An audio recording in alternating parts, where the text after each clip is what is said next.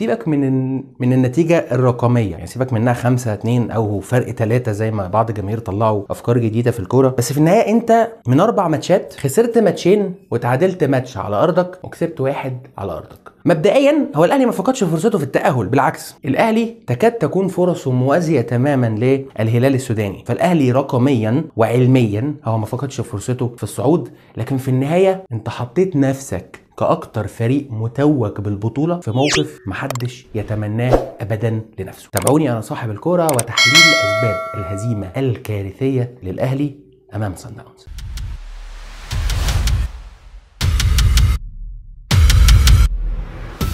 هنتكلم الاول عن صعوبه الخروج بالكوره من الاهلي. ما انت عشان تبدا تهاجم يبقى ليك شكل هجومي، تعرف تسجل، ولما يخش فيك جول تبقى قادر تعوض، بس تبقى عارف تخرج بالكوره، توصل من مناطقك لل 30 متر الاخيره للمنافس. طب انت ازاي هتخرج من مناطقك عشان توصل لل 30 متر الاخيره للمنافس وانت عندك 1 2 3 4 5 6 7 8 لعيبه او 9 لعيبه كمان في وسط ملعبك؟ هتقدر تعملها ازاي؟ اولا انت بتدافع متاخر جدا، مسافاتك بعيده جدا، فبتضطر انك تنزل الوينجرز بتوعك عشان يغطوا المساحات، لان انت مش عارف تغطيها بالمجموعه الدفاعيه اللي عندك، فبالتالي تخلي لعيبه تجري مساحات كبيره جدا في الملعب. ده غير ان انت لما بتيجي تتحول هجوميا عندك 9 لعيبه في وسط ملعبك والمسافات ما بينهم بعيده، فبالتالي حتى كمان مش عارف تعمل مسانده، تعمل تجميعه لعب او تجميعه باصات عشان تقدر تعكس في مساحات لعب هجوميه كويسه. الكره بتتلعب هنا لطاهر، مفيش حد قريب منه، فبالتالي بيحصل الضغط والكثافه او الكماشه اللي بتتعمل من لعيبه صن داونز. بتتكلم في 2 4 5 6 لعيبه على 4 بس من الاهلي في منطقه الكوره، فبالتالي انت ما عندكش كثافه انك تقدر تتطور هجوميا، فبالتالي بتتخطف منك في وسط ملعبك، فبالتالي برضو طول الوقت صن داونز هو اللي معاه الكوره. نفس الكلام تتكلم في 2 4 6 7 8 9 لعيبه تحت الكوره، وحمدي فتحي هو اللي متحمل مسؤوليه خروجك بالكوره وسط كام لعيب؟ وسط 4 لعيبه صفر. لو مرر الكوره لمحمد شريف هيعمل ايه؟ محمد شريف هيبقى وسط 3 4 كمان، مفيش حد بيتحرك بدون كوره، اللاعب ده واقف وده واقف، كل دول واقفين، محدش فيهم بيتحرك او بيظهر لحمدي فتحي. ففي النهايه بتتعمل الكماشه على حمدي فتحي، فبيحصل ان فريق صن داونز بيعمل الضغط على حمدي، تتخطف الكوره وتتحول هجمه على الاهلي، وهلم جره. نفس الموضوع مستمر من بدايه الجيم لحد صفاره النهائي. دي لعبه من اللعب الكتيره اللي لازم تحط بعدها علامات استفهام وتعجب كتيره. انت بتبني الهجمه، الاثنين دول ضامين في القلب ازاي؟ طب فين المتنفس عشان تقدر تخرج باللعب؟ الطبيعي ان البين الدفاع بتوعك بيفتحوا اللعب عشان يزقوا هاني ومعلول، انما الفراغات الكبيره قوي دي بتخليك مش قادر تبني اللعب. المفروض ان ياسر يفتح على حدود المنطقه، عبد المنعم يفتح على حدود المنطقه عشان علي معلول ومحمد هاني يزقوا، فيزقوا ضغط دفاع او فريق صن داونز لتحت شويه، فيدوا افضليه للعب. انما الاثنين دول في القلب هم بيضموا عشان الاثنين اللي بيضغطوا من صن داونز يبقوا ضاغطين في قلب الملعب. ففي النهايه حصل ايه؟ الضغط على ياسر ابراهيم الضعيف جدا في الخروج بالكوره، تخلص من الكوره ياسر، صن داونز يقدر يتحول بشكل مباشر 3-2، حاله دفاعيه سيئه جدا للاهلي وحاله هجوميه خطيره لصن داونز.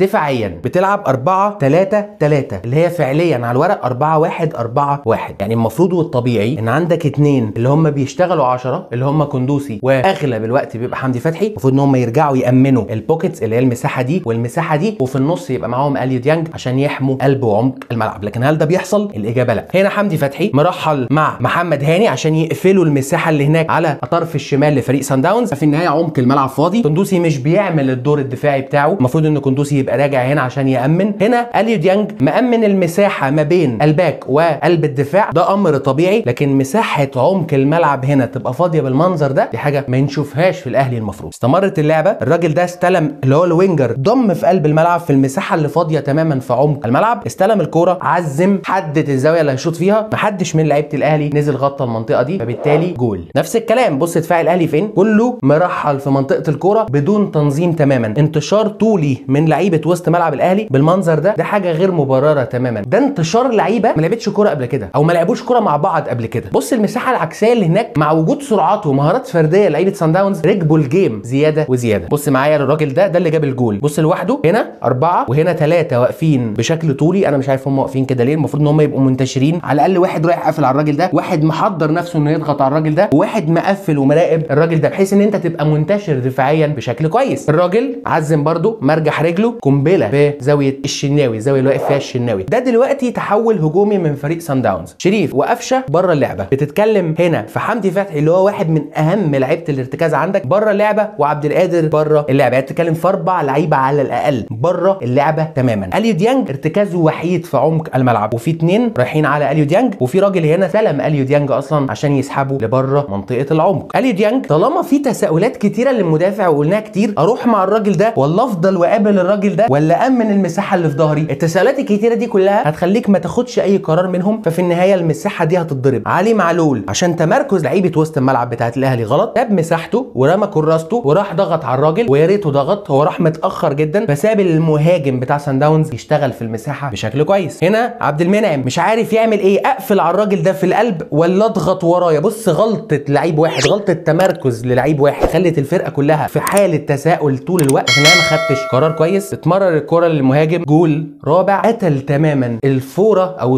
الثوره اللي انت عملتها نوعا ما بعد جول بيرسي بتاعه.